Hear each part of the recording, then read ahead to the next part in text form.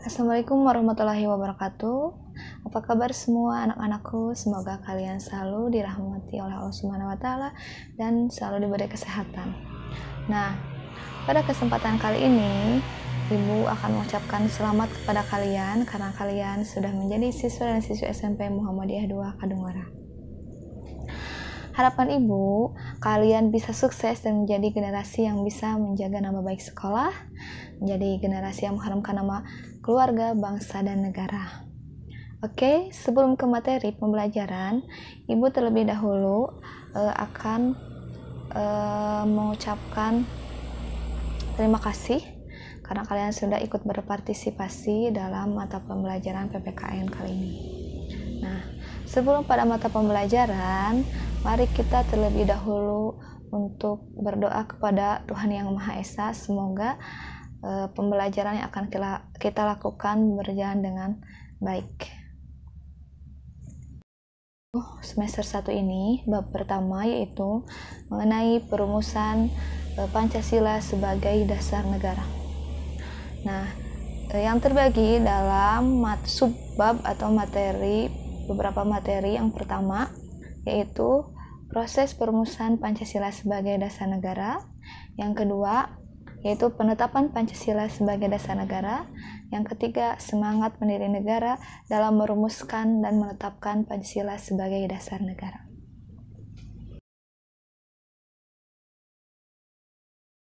Sebelum belajar, mari kita berdoa. Berdoa dalam hati, mulai. Doa selesai. Sebelum belajar, marilah terlebih dahulu menyanyikan lagu Garuda Pancasila.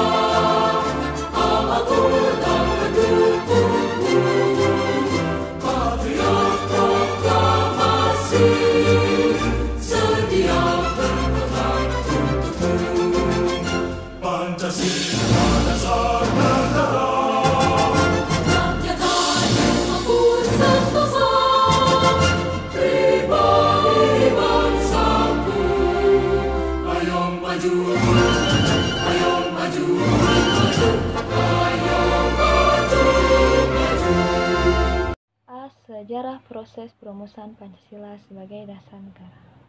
Perlu kalian ketahui bahwa Jepang masuk ke Indonesia itu pada tanggal 8 Maret 1942, yang mana pada saat itu Belanda kalah oleh Jepang, sehingga Jepang bisa berhasil masuk ke Indonesia.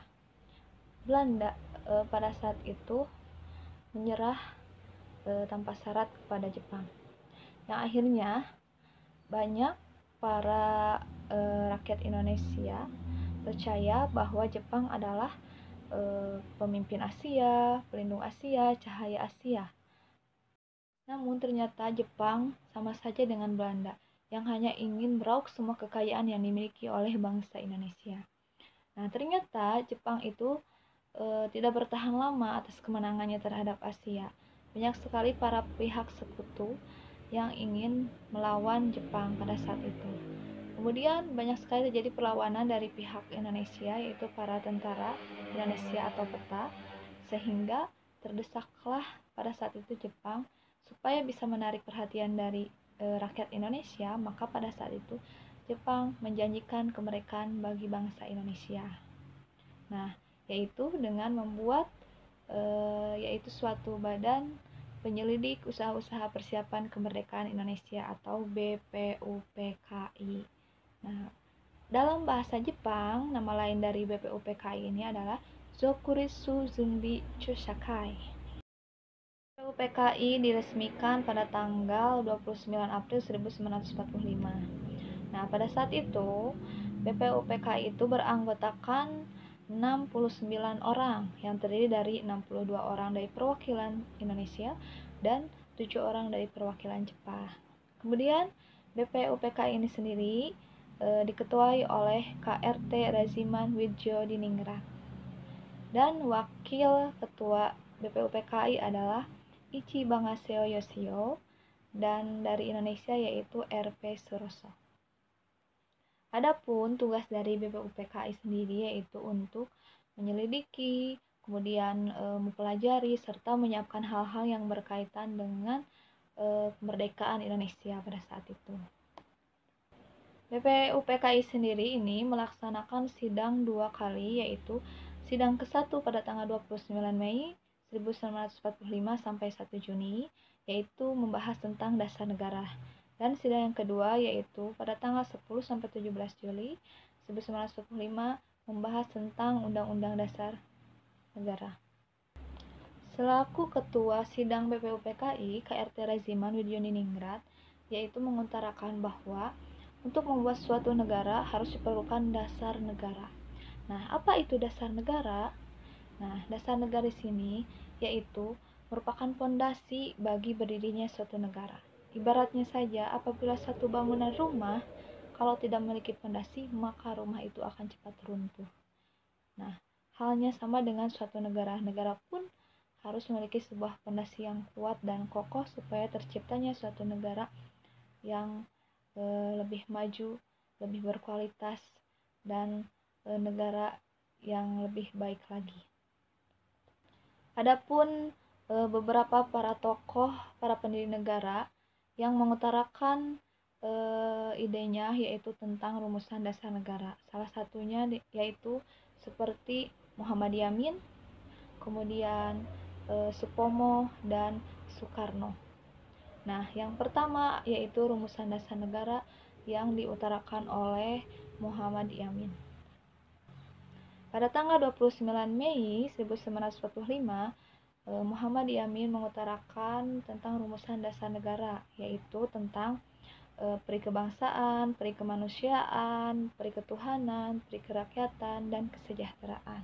Secara tertulis, Muhammad Yamin mengutarakan yaitu satu, ketuhanan yang Maha Esa, yang kedua, kebangsaan persatuan Indonesia, yang ketiga, rasa kemanusiaan yang adil dan beradab, yang keempat, kerakyatan yang dipimpin oleh hikmah kebijaksanaan dalam permusyawaratan perwakilan, dan yang kelima, keadilan sosial bagi seluruh rakyat Indonesia.